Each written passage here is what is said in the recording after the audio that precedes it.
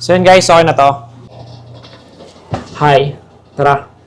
Luto tayo. Beef, light soy sauce, oyster, dikit, Shaoxing wine, sesame oil, black pepper ground.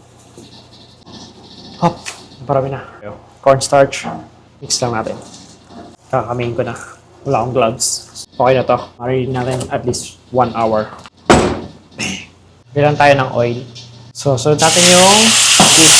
Yan, per batch lang yung gagawin natin para mabilis siyang mag-brown. So yan guys, pag ganito, okay na to. Set aside naman natin. So yan, okay na to. Sunod naman natin yung ibang batch. So yan guys, same pan. Bigay lang tayo ng oil.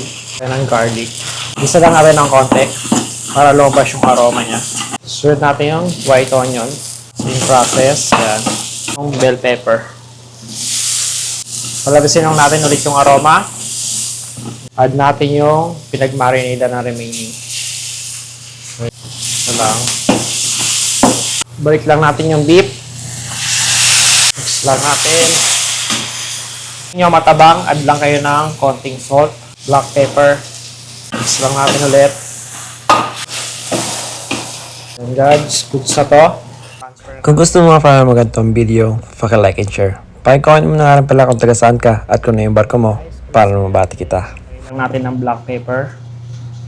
So, garnish lang natin with scallion. So, yun guys, okay na to. Black pepper beef. Tikman natin. So, yun guys, black pepper beef. Lambot. Yun lang. Bon appetit.